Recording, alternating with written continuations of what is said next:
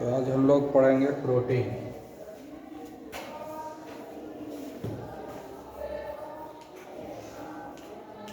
ठीक है।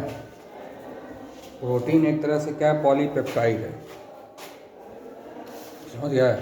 प्रोटीन जो है पॉलीपेप्टाइड में ही, पॉलीपेप्टाइड है किसका? Amino acid, alpha amino acid. Alpha amino acid का मतलब बहुत सारा अल्फा अमाइनो एसिड है जो आपस में जुड़ता है, तो पॉलीपेप्टाइड हो गया, है ना। क्योंकि पेप्टाइड लिंकेज के थ्रू जो है आपस में अमाइनो एसिड जो है जुड़ता है। ठीक है। अल्फा भी अमाइनो एसिड होता है, बीटा भी होता है, लेकिन जो हम लोगों के बॉडी में जो प्रोटीन है वो अल्फा अमाइनो, जब हाइड्रोलिसिस करोगे प्रोटीन का तो हमको अल्फा अमाइनो एसिड ही मिलेगा। तो हमारे बॉडी में जो भी प्रोटीन है वो अल्फा अमाइनो एसिड से बना हुआ है। अल्फा अमाइनो एसिड का ही आपस में अरेंजमेंट है। समझ गए ना? सेम अल्फा अमाइनो एसिड भी अरेंज होता है, डिफरेंट अल्फा अमाइनो एसिड भी अरेंज होता है। टोटल जो है 20 तरह का अल्फा अमाइनो एसिड है जो हम लोगों को ज़रूरी है, हम लोगों के बॉडी में मिलता है 20, है ना, 20। और यही 20 alpha amino acids different way में अरेंज है, और उसके चलते हमारे बॉडी का जो अलग अलग जगह पर अलग अलग तरह का प्रोटीन का रिक्वायरमेंट है उस हिसाब से अरेंज होता है। तो ये जो 20 अल्फा अमाइनो एसिड है उसमें जो 10 अल्फा अमाइनो एसिड है वो हमारे बॉडी में सिंथेसाइज होता है। उसको बोलते हैं नॉन एसेंशियल, मतलब जो फूड मटेरियल हम जो खाना पीना खाते हैं उसी से वो अल्फा अमाइनो एसिड तैयार हो जाता है। ठीक है। बाकी जो 10 हो गया अल्फा अमाइनो एसिड्स वो हमारे बॉडी में नहीं बनता है। तो वो बाकी जो 10 है वो हमको alpha amino acid already prepared हमको लेना पड़ेगा फूड सप्लीमेंट के रूप में। तो उसको बोलते हैं एसेंशियल अमाइनो एसिड, जो कि बाहर से हमको जो है सप्लाई करना पड़ेगा। ठीक है। और ऐसा अल्फा अमाइनो एसिड जो हमारे बॉडी में और तैयार हो जाता है उसको हम लोग बोलते हैं नॉन एसेंशियल अमाइनो एसिड्स। और वैसा अमाइनो एसिड जिसका बॉडी में प्रिपरेशन नहीं होता है, सिंथेसिस नहीं होता है, हमको बाहर से सप्लाई करना पड़ता है फूड मटेरियल के थ्रू, उसको हम लोग बोलते हैं एसेंशियल अमाइनो एसिड्स। ठीक है ना। तो बॉडी में सिंथेसाइज होता है या नहीं होता है उसके आधार पे जो है 2 तरह का अल्फा अमाइनो एसिड है। यानी प्रोटीन एक्चुअली है ये पॉलीपेप्टाइड, और अमाइनो पॉलीपेप्टाइड का जब मोलार मास लगभग 10,000 AMU हो जाएगा तब वो प्रोटीन कहलाएगा। पॉलीपेप्टाइड जिसका मोलार मास 10,000 के आसपास कम से कम होगा, 10,000 AMU के बराबर हो जाएगा, तब जो है ये प्रोटीन कहलाता है। इसका कुछ एक्सेप्शन भी है, अब जैसे इंसुलिन वगैरह कम में हो जाता है 50 AMU होता है, तो कुछ एक्सेप्शन है, लेकिन नॉर्मली क्या होता है अमाइनो एसिड जब आपस में जुड़ता है तो वो पॉलीपेप्टाइड कहलाता है। यानी 2 अमाइनो एसिड जुड़ा, ठीक है, तो डाइपेप्टाइड हो गया। 3 अमाइनो एसिड जुड़ा तो 2 उसमें कितना पेप्टाइड रिंग हुआ उसके ही ऊपर से।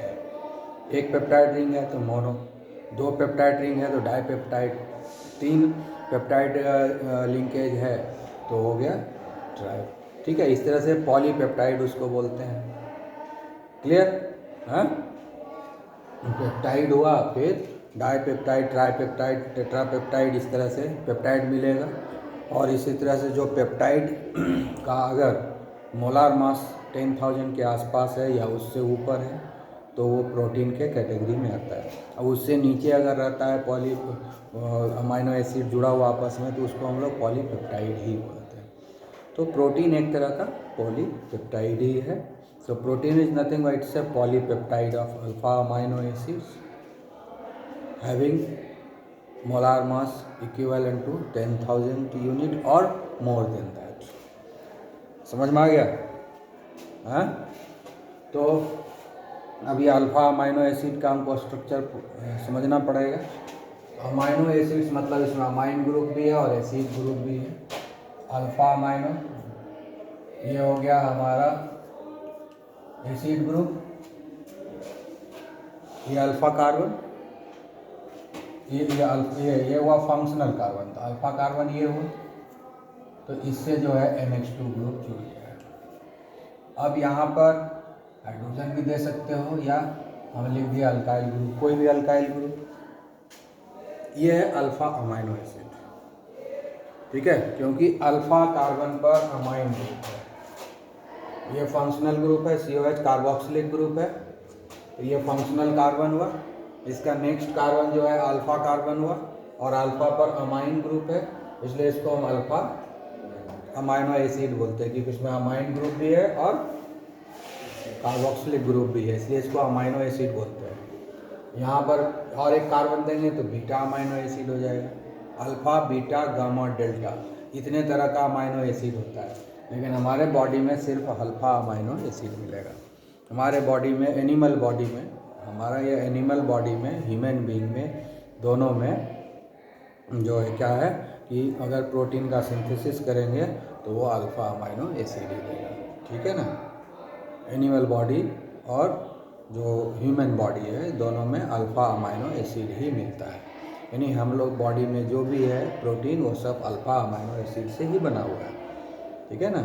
आया हुआ समझ में? हाँ, तो ये जो अल्फा अमाइनो एसिड से टोटल कितना होता है? 20 अल्फा अमाइनो एसिड्स है हमारे बॉडी में मिलता है। हमारे बॉडी में 20 अल्फा अमाइनो एसिड्स मिलता है, ठीक है ना। कितना है टोटल? 20। उसमें से 10 जो है एसेंशियल अमाइनो एसिड है और 10 जो है नॉन एसेंशियल है, ठीक है। आगे समझ में? हाँ, 20 एसेंशियल का मतलब हुआ कि हमको सप्लाई करना ही पड़ेगा, हमको उसको जो है इनबिल्ट बना हुआ खाना पड़ेगा, यानी फूड के थ्रू हमको ये जो है 10 एसेंशियल को सप्लाई करना पड़ेगा। ये बॉडी में सिंथेसाइज नहीं होता है। और जो बाकी 10 बच गया वो नॉन एसेंशियल है। मतलब क्या हुआ, जो हम लोग नॉर्मली खाना खाते हैं उसी से वो सब अल्फा अमाइनो एसिड्स हमारे बॉडी में सिंथेसाइज हो जाता है। तो दो तरह का हो गया, हमारे बॉडी में सिंथेसाइज होता है या नहीं होता है, इसके बेसिस पर अमाइनो एसिड दो तरह का होगा, essential amino acid and non essential amino acid. आ गया समझ में? हैं? अब जो है अमाइनो एसिड्स 3 तरह का होता है, neutral, alpha amino acids, acidic and basic. अगर नेचर के ऊपर देखा जाए, है ना, अगर नेचर के ऊपर क्लासिफिकेशन किया जाएगा, ठीक है, तो जो है ये न्यूट्रल होगा और एसिडिक और बेसिक होगा। 3 तरह का होगा। पहला क्लासिफिकेशन हो गया on the basis of synthesis, कि बॉडी में सिंथेसाइज होता है या नहीं, उस बेसिस पर क्लासिफिकेशन हो गया 2 तरह का, एसेंशियल एंड नॉन एसेंशियल। अब अगर उसके नेचर को देखा जाए on the basis of the nature, alpha amino acid 3 तरह का होता है, neutral, acidic and basic. Neutral कब होगा? जब ये नंबर ऑफ NH2 ग्रुप और number of COH group same रहेगा, ठीक है ना। नंबर ऑफ NH2 ग्रुप और number of COH group, amino group और कार्बोक्सिलिक ग्रुप, दोनों का नंबर अगर सेम है तब वो न्यूट्रल होगा। अब जैसे लिखा हुआ है तो न्यूट्रल है, दोनों एक ही है ना, दोनों एक है, इसलिए ये न्यूट्रल है, जो एग्जाम्पल दिए हुए हैं। आया बात समझ में? अब एसिडिक कब होगा? जब number of carboxylic group is more than the number of amino groups, ठीक है ना। अमाइनो ग्रुप से ज़्यादा अगर होगा कार्बोक्सिलिक ग्रुप तो वो एसिडिक हो जाएगा। अगर नंबर ऑफ अमाइन ग्रुप हो गया, ज़्यादा हो गया कार्बोक्सिलिक ग्रुप से, तो ये हो जाएगा बेसिक। तो नेचर समझ गए कि 3 तरह का होगा, एसिडिक, बेसिक एंड न्यूट्रल, ठीक है। कुछ एग्जाम्पल लिख लो, ठीक है।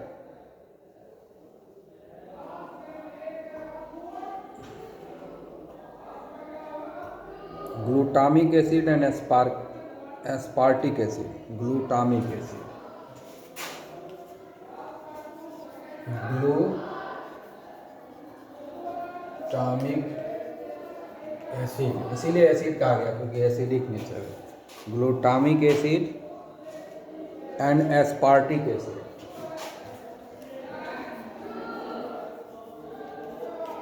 ठीक है, ये अमाइनो एसिड है और लोग समझता है कि इसमें कार्बोक्सिलिक एसिड तो नहीं है नाम के कारण, है ना। एसिड इसलिए लगा दिया गया ताकि समझ में आ जाए कि ये एसिडिक है।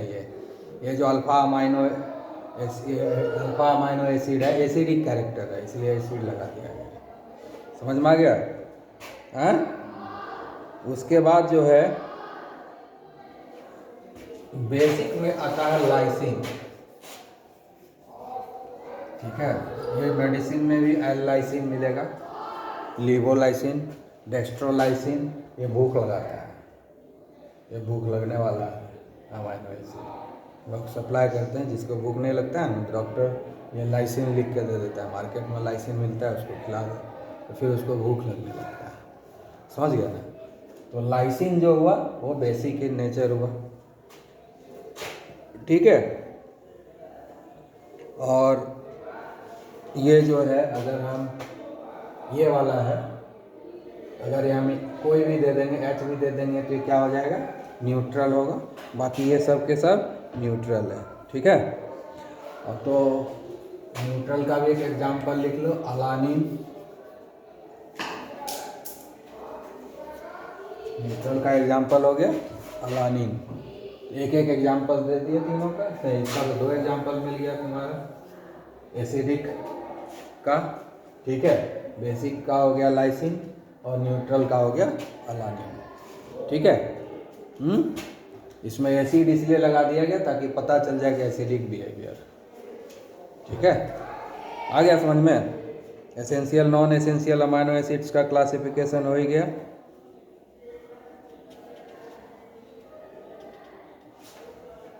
तो अब एसेंशियल इसलिए भी नाम दिया गया क्योंकि अगर हम उसको सप्लाई नहीं करेंगे तो हमको बीमारी होगा, इसीलिए वो एसेंशियल कहा गया है। ठीक है ना। अगर हम एसेंशियल अमाइनो एसिड्स को सप्लाई नहीं करेंगे इनबिल्ट बाहर से फूड मटेरियल के थ्रू, तो हमको कोई न कोई उसके डेफिशिएंसी का डिजीज हो जाएगा। ठीक है, अब नेक्स्ट है स्ट्रक्चर। अच्छा, अमाइनो एसिड में देख लोगे डी जिसका रहेगा डी ग्लिसरल्डाइड के तरह तो उसमें डी लगा देंगे कैपिटल। जो एल ग्लिसरल्डाइड के तरह रहेगा उसको हम लोग एल बोलेंगे। जैसे है ना, जैसे इसी को हम लोग लेते हैं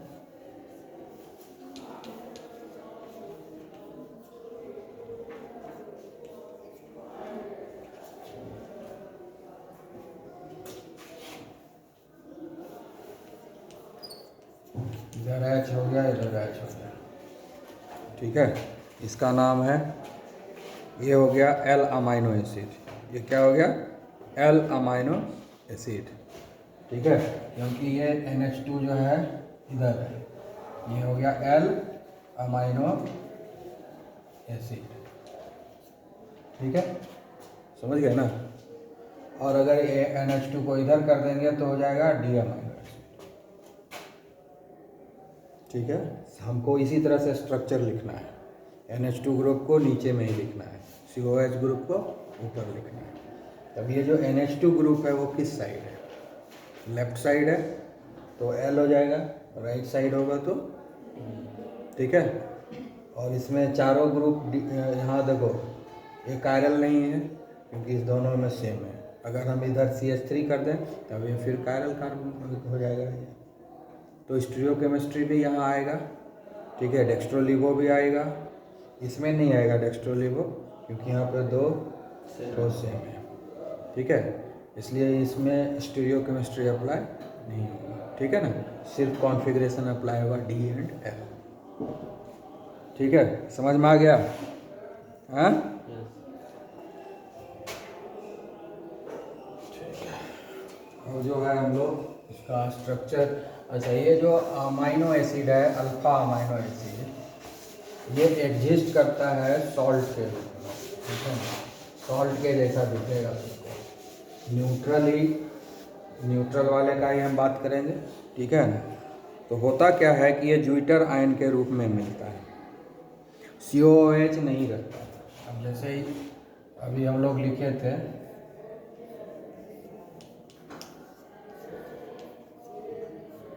मान लो कि ये NH2 है ना, तो ये क्या हो जाएगा, ये ऐसे रहता नहीं है, यहाँ से ये टूटेगा, H+ निकल जाएगा, और इस पर तो लोन पेयर रहता है, अमाइन ग्रुप है, ये H+ आके इस पर ऐड हो जाएगा। समझ गए? तो ये एग्जिस्ट जो एसिड या बेस के रूप में नहीं करता है, ये ज्विटर आयन के रूप में एग्जिस्ट करता है, इसीलिए क्रिस्टलाइन हो जाता है। ये हो जाएगा NH3+, इसको बोलते हैं ज्विटर आयन, क्योंकि सेम कंपाउंड है, एक ही कंपाउंड में पॉजिटिव और नेगेटिव चार्ज है अलग अलग जगह पर, है ना। यहाँ पर पॉजिटिव चार्ज है और यहाँ पर नेगेटिव चार्ज है, दो डिफरेंट पोजीशन पर है ना। सेम ही मॉलिक्यूल में दो डिफरेंट पोजीशन पर पॉजिटिव एंड नेगेटिव चार्ज है, तो न्यूट्रल तो होगा ही, लेकिन इसको हम लोग बोलते हैं ज्विटर आयन। इसको क्या बोलते हैं? ज्विटर आयन स्ट्रक्चर, ठीक है ना। हैं दोनों पॉजिटिव हो, यहाँ नेगेटिव है ना, ऑक्सीजन पर नेगेटिव होगा ना, ठीक है। तो पॉजिटिव और नेगेटिव चार्ज जब होता है तो हम उसको क्या बोलते हैं? सॉल्ट बोलते हैं। तो सॉल्ट में क्या होता है, पानी में डालने के बाद कैटायन और एनायन अलग हो जाता है, लेकिन ये ऐसा नहीं होगा, अलग नहीं होगा, लेकिन सॉल्ट के जैसा, इसलिए इसको बोलते हैं इंटरनल सॉल्ट, इसलिए इसको बोलते हैं internal salt structure, internal salt structure,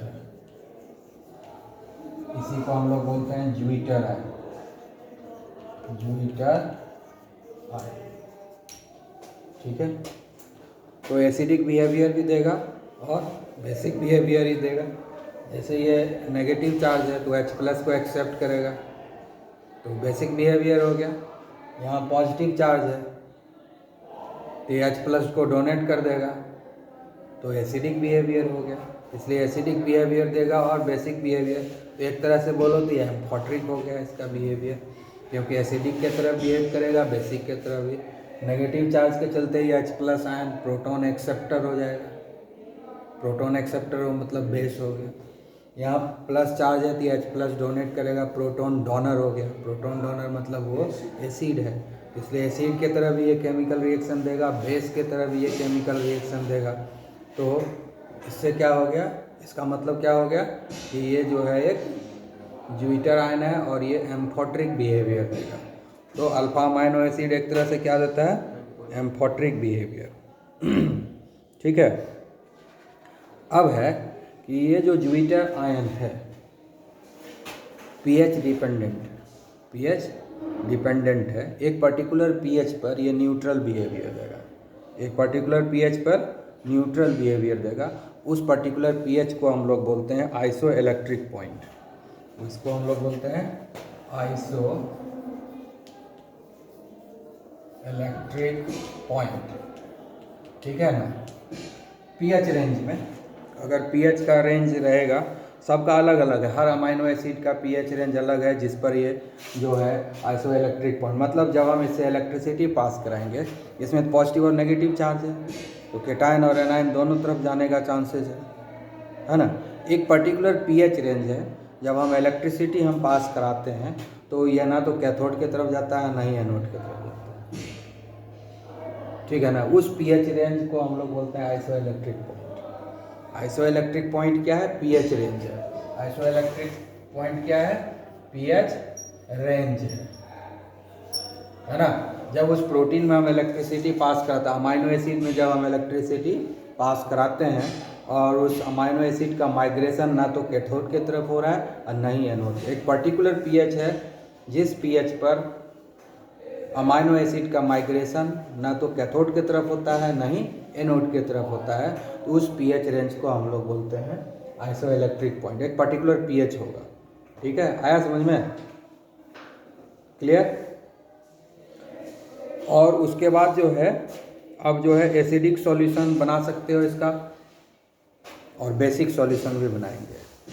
अगर एसिडिक सॉल्यूशन हो गया, ठीक है ना, तो ये कैटायन की तरफ माइग्रेट करेगा। अगर सॉल्यूशन एसिडिक है, सॉल्यूशन अगर ये अमाइनो एसिड का सॉल्यूशन अगर एसिडिक है तो ये माइग्रेट करेगा किसके तरफ? कैथोड की तरफ, ठीक है। और अगर सॉल्यूशन जो है, सॉल्यूशन किसका? अमाइनो एसिड का सॉल्यूशन बेसिक है, तो ये माइग्रेट तब जो ज्विटर आयन है वो किसके तरफ माइग्रेट कर जाएगा? एनोड की तरफ, कैथोड की तरफ माइग्रेट कर रहा है। इसका मतलब क्या हुआ? पॉजिटिवली चार्ज हो गया। एसिडिक सॉल्यूशन है ना, तो उसमें H+ आयन ज़्यादा हो गया, तो पॉजिटिव चार्ज ज़्यादा हो गया, इसलिए वो कैथोड की तरफ भाग गया, कैटायन के रूप में बिहेव करने लगा, ठीक है। अगर वही अमाइनो एसिड का सॉल्यूशन को अगर हम बेसिक बना देंगे, तो बेसिक बनाएंगे तो H- आयन ज़्यादा हो जाएगा, तो नेगेटिव चार्ज कैरेक्टर बढ़ जाएगा, तो वो एनोड की तरफ जाएगा, क्योंकि एनोड जो होता है वो पॉजिटिवली चार्ज होता है। आया समझ में? तो हमारे ऊपर है कि सॉल्यूशन अगर हम एसिडिक बनाएंगे तो ज्विटर आयन जो है कैथोड की तरफ ट्रांसफ़र हो जाएगा, है ना। और अगर हम सॉल्यूशन को बेसिक बना देंगे तो वो एनोड की तरफ ज्विटर आयन चला जाएगा। यानी ये हेल्प कहाँ करेगा? प्रोटीन का आइसोलेशन करने में, अल्फा अमाइनो एसिड को आइसोलेट करने के लिए कोई एक टेक्निक यूज करेंगे। तीसरा टेक्निक है कि हम पीएच रेंज ऐसा रखेंगे, ना इधर माइन दोनों, ना तो कैथोड की तरफ जाएगा ना ही एनोड की तरफ जाएगा। यानी उसमें जो ज्विटर आयन के अलावा और दूसरा जो मटेरियल होगा, अमाइनो एसिड के अलावा जो दूसरा मटेरियल है वो कैथोड और एनोड पे चला जाएगा, और सॉल्यूशन में हमारे पास जो है अल्फा अमाइनो एसिड्स पड़ा हुआ मिल जाएगा, तो ये भी आइसोलेशन। तो ये तीनों टेक्निक जो है अल्फा अमाइनो एसिड को किसी भी सॉल्यूशन से सेपरेट करने के लिए, आइसोलेट करने के लिए यूज करते हैं। समझ में आ गया? आई बात समझ में? अगर पीएच रेंज एसिडिक है तो कैथोड की तरफ माइग्रेट करेगा zwitter ion, alpha amino acids. उसके बाद अगर बेसिक है तो एनोड की तरफ, और अगर पीएच रेंज ऐसा है जिसमें कि किधर भी वो जो है माइग्रेट नहीं करेगा, ये न्यूट्रल नहीं है, ऐसा नहीं है कि पीएच रेंज ये न्यूट्रल है, हो सकता है हल्का एसिडिक हल्का बेसिक हो, इसलिए हम न्यूट्रल नहीं लिखे हैं। ये जो पीएच रेंज जिस पर कि आइसो इलेक्ट्रिक पॉइंट बोलते हैं जिस पीएच को, जिस पर कि अल्फा अमाइनो एसिड का माइग्रेशन नहीं होता है कैथोड या एनोड में से किसी भी तरफ, तो ये नहीं मतलब समझो कोई न्यूट्रल है, न्यूट्रल नहीं है वो सॉल्यूशन, वो एसिडिक होगा या बेसिक होगा, या न्यूट्रल भी हो सकता है, तो ज़रूरी नहीं है ना। आया बस समझ में? लेकिन एक पर्टिकुलर पीएच रेंज में वो आइसो इलेक्ट्रिक बिहेवियर देता है, मतलब उसका माइग्रेशन जो है ज्विटर आयन का दोनों तरफ में से किसी भी तरफ नहीं होता है, ठीक है। आया समझ में? क्लियर? ठीक है, तो हम लोग को प्रोटीन समझ में आ गया लगभग, ठीक है। तो प्रोटीन में पढ़ना, प्रोटीन से ज़्यादा पढ़ना क्या है, हमको अमाइनो एसिड ही पढ़ना है, क्योंकि प्रोटीन अल्फा अमाइनो एसिड रहता है। अल्फा अमाइनो एसिड का क्लासिफिकेशन पढ़ लिए, आइसो इलेक्ट्रॉनिक पॉइंट भी पढ़ लिए, और ये भी पता चल गया कि न्यूट्रल अमाइनो एसिड का अगर पीएच रेंज 5.6 से 6.3 रहेगा तब वो आइसो इलेक्ट्रिक के रूप में बिहेव करेगा, है ना। आया बात समझ में? तो अलग अलग अमाइनो एसिड का आइसो इलेक्ट्रिक पॉइंट अलग अलग होता है, सारे का अलग अलग होता है, लेकिन न्यूट्रल अमाइनो एसिड्स का एक रेंज है 5.6 to 6.3। इस दोनों के बीच में अगर पीएच रेंज है न्यूट्रल अमाइनो एसिड का, तो ये आइसो इलेक्ट्रिक बिहेवियर देगा। मतलब क्या हो गया कि अगर न्यूट्रल अमाइनो एसिड का पीएच रेंज ये है तो ज्विटर आयन का माइग्रेशन ना तो कैथोड की तरफ होगा और ना ही एनोड की तरफ होगा, ठीक है ना, किसी भी तरफ माइग्रेशन नहीं होगा। उसी का ऐसे इलेक्ट्रिक पॉइंट बोलते हैं, ठीक है। बाकी जितना भी अमाइनो एसिड्स है सबका इंडिविजुअल अपना पीएच रेंज होता है कि कब वो एसिडिक बिहेवियर देगा, कब बेसिक भी है, नहीं कब कैटायन के जैसा बिहेव करेगा, कब एनायन के जैसा, है ना। कैटायन के जैसा बिहेव कब करेगा? जब उसका सॉल्यूशन एसिडिक होगा। जब उसका सॉल्यूशन जो है बेसिक होगा तो वो एनायन की तरह बिहेव करेगा, ठीक है, क्लियर। अब हम लोग अमाइनो एसिड का नाम कैसे लिखते हैं वो ज़रा जान लेंगे। तो हमने इसमें मेनली है, तुमको याद रखना पड़ेगा, एब्रीविएशन है।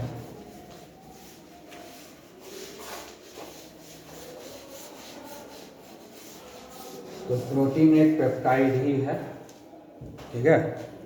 अमाइनो एसिड जो होता है उसका नाम जो है उसका जो कॉमन नेम है उसी पर ही उसका नाम दिया गया है। जैसे कि है ग्लाइसिन, ग्लाइसिन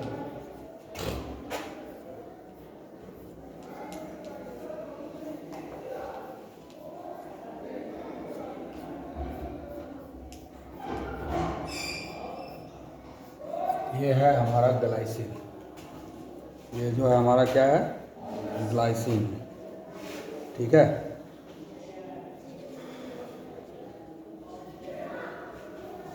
ठीक है, इसका नाम कैसे लिखते हैं, GLY या सिंपली जी,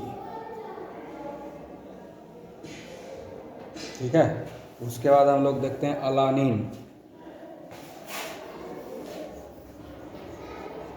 अलानिन, अलानिन में क्या होगा,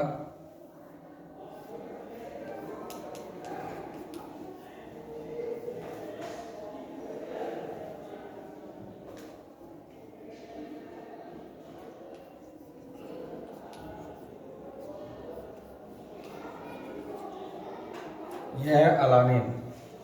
यहाँ पर जो है अल्काइल ग्रुप होगा, उसी अल्काइल ग्रुप में यहाँ H दिए, यहाँ पर CH3 दिए, ये हो गया अलानिन।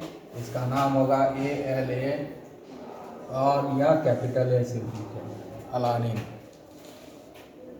समझ गया। उसके बाद है वैलिन। वैलिन के लिए क्या करना है, ये CH3 को हटाएंगे और यहाँ पर जो है आइसोप्रोपाइल ग्रुप को ऐड कर देंगे।